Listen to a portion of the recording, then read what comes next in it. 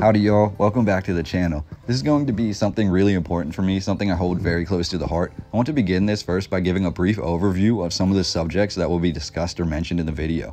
Throughout the roughly last 2 years of endeavoring into this research of pre-1900 history, my understanding of the subject matter has grown and changed vastly as more information has come to light. While at first my research was into simply finding photographs of lost architecture and seldom seen buildings, and honestly, I still spend hours daily looking into photographs and searching to obtain ones I believe would be important to share with you, I've also found myself diving headfirst into the questionable narratives behind many of the ancient and most important cities in the world, with a focus on North America. My love for the North American wilderness and landscape stems from my childhood. Being born and raised in Lancaster, Pennsylvania, I had always felt a connection with the world around me. My childhood days were spent frolicking in the fields, searching for animals to document with a little disposable camera. Even into my teenage years, my friends and I always played sports outside, went hiking, and would often end up spending our nights around the fires in the cool Pennsylvania air. Now as I get closer to my 30s, I found a sort of resurgence in my appreciation for the land around me as I've been doing this old world research. Sort of like the movie Step Brothers, I refuse to lose my T-Rex. What once fascinated me, but I just assumed was so ancient I could not label it, has now become more obtainable in my sense of understanding. In my previous video, I discussed Wrights Ferry, Lancaster County, the Wrightsville Covered Bridge, and the Susquehanna River. In today's video, I would like to take this one step further in addressing the Susquehannock history of the area, reading from journals published in the late 1600s in and around Lancaster County, Pennsylvania. The Susquehannock were the indigenous people who occupied the length of the Susquehanna River, for which the river is named. The Susquehannock were obliterated from existence by the mid-1700s, and much of their history is thought to have been lost, if not purposefully covered over, in many of the modern-day history books. Pulling from these journals written in the 1600s, as well as the earliest history books from the 1700s, I will share with you today some excerpts in hopes of showing you the implications of the true history of the Susquehannock, their tribe being the most powerful and feared Native American group in the 16th and 17th century, having direct ties to the ancient mound builders, having been used in the construction of the greater part of the northeast of America, only to have the European settlers turn on them once their cities were complete, seemingly erasing the Susquehannock history from their modern-day history books.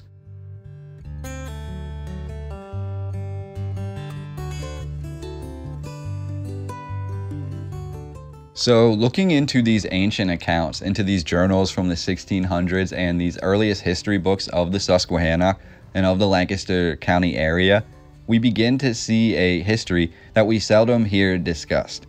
And I will leave links to these books and these journals down below, and I would love for you to check them out yourself. But beginning where the journals and the history starts according to these books, we have origin stories for the Susquehannock people. However, we must note that none of these stories come directly from the Susquehannock. One of the most famous that is told here is that the Susquehannock stemmed from the original Lenape tribe. According to Lenape tradition, the Lenape, as with most other indigenous groups, came from the west. The Lenape arrived to the Susquehanna Valley over the Allegheny Mountains, only to continue south towards the Mississippi Valley. Upon arrival in the Mississippi Valley, the Lenape discovered vast, fortified cities inhabited by indigenous people of a substantial size. In my previous videos, we've discussed the ancient mound builders, today attributed to the Adena and the Hopewell cultures.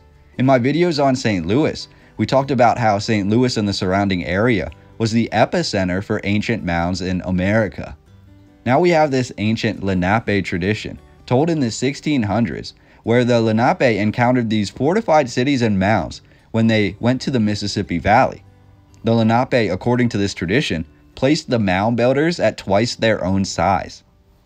The Lenape joined forces with all the surrounding native groups, and they went to war with these mound builders, defeating the mound builders, who they referred to as Allegui or Allegui. Upon defeat, the Allegui or Allegui retreated. However, some remained in the area, and they joined the Lenape tribe. At this point in the Lenape tradition, we are told the Lenape tribe split into 3 separate tribes: the turtle, the turkey, and the wolf. The wolf tribe included the mound builders, or the Allegui, that had remained from the previous culture. And it also included the finest Lenape warriors. This wolf tribe would go on to settle in the Susquehanna Valley, creating the earthworks of the area and becoming who the Europeans referred to as the Susquehannock.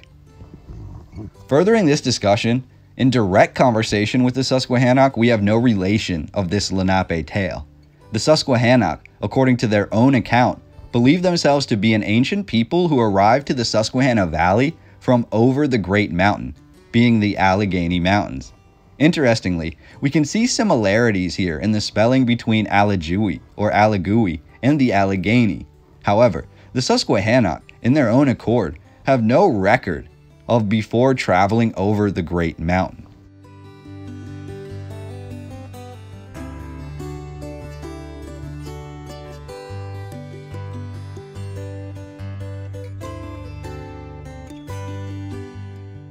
The Susquehannock, according to these journals, were much more advanced than the other indigenous groups which surrounded them. Yet the Susquehannock also used brutal war tactics, which left any nation that came in their path to be nearly, if not completely, destroyed. In one journal entry, we are told of the Susquehannock's most recent war, which was with the Mohawks. The Susquehannock reduced the Mohawk numbers so greatly in under 10 years that by the early 1600s, only 10% of the Mohawk population remained. The Susquehannock, even with their substantial physical stature, are journaled as being extraordinary horsemen who used war tactics, including flanking, to defeat their enemies.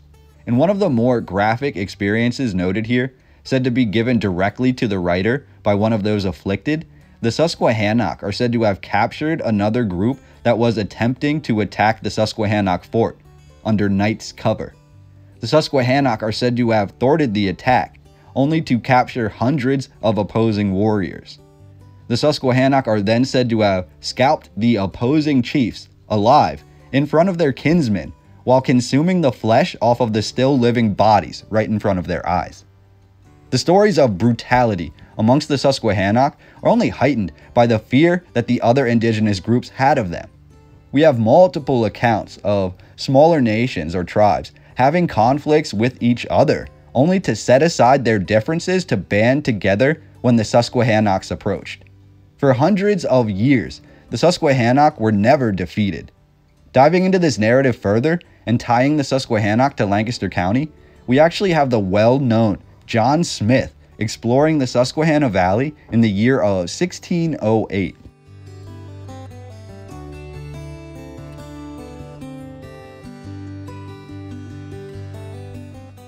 By his account, the Susquehannock were a reclusive group who used smaller nations to conduct much of their business. After a week's wait, John Smith was finally greeted by Susquehannock warriors. It is written these warriors were substantially larger than their European counterparts, all standing at least 7 feet tall. It is also written that the Susquehannock maintained a massive city where the chiefs and most of their population resided.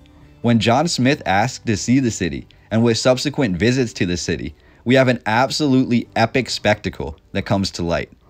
The Susquehannock capital, or city, was known as Conestoga, and it was brilliant by all accounts. It was said to be walled, or fortified, complete with layers of earthworks, stone construction, and walled palisades with trees nearly 100 feet in height.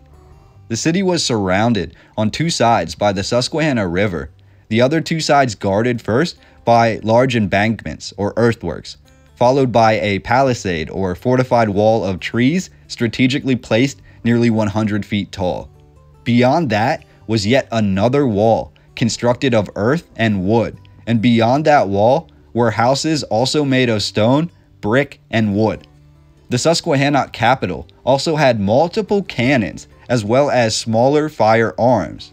Again, this account comes to us from 1608, which would indicate the Susquehannock had a superior knowledge of firearms even before direct interaction with European settlers.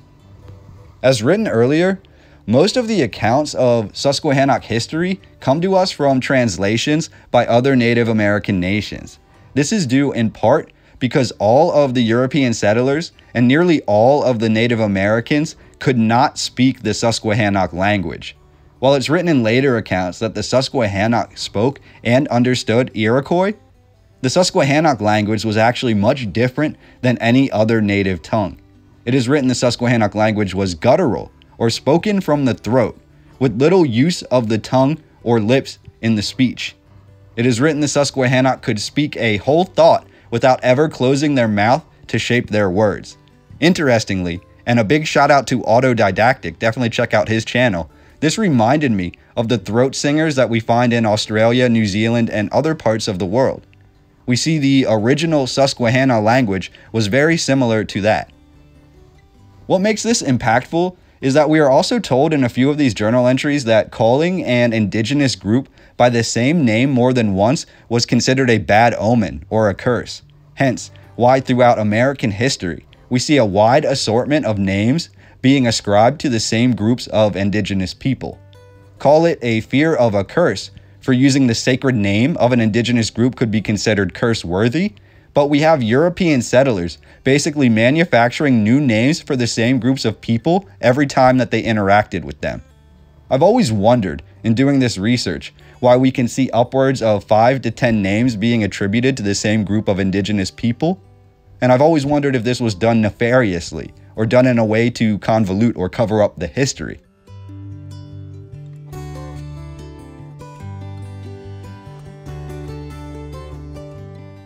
Furthering this discussion, one name I keep seeing for the Susquehannocks is the French name that was given to them, which is Conestogues. In researching the oldest documents specific to this group of people, Conestogues is the common name I see being used before the year 1700, and using Conestogues in my search yielded many more results. Conestogues was an overall name given to any nation south of the nations of the Iroquois who also spoke the Iroquois language. While the Susquehannock did speak their own language, they also understood and spoke Iroquois, which gained them the label Conestogues. Tying this back into Lancaster, the name Conestogue, through years of use from French to English, became Conestoga. I'm not sure if you're familiar, but being from Lancaster myself, we have many inventions which stemmed out of the Lancaster area that came from the 1700s. We have the Conestoga wagon, aka the wagon that crossed America. We also have the Conestoga or Lancaster rifle, or Kentucky repeating rifle, which also stemmed out of Lancaster. We also have the vast landscape of Lancaster being referred to simply as Conestoga. The last aspect here is of the utmost importance to me, as the Susquehannock essentially laid flat the entire county of Lancaster for agriculture.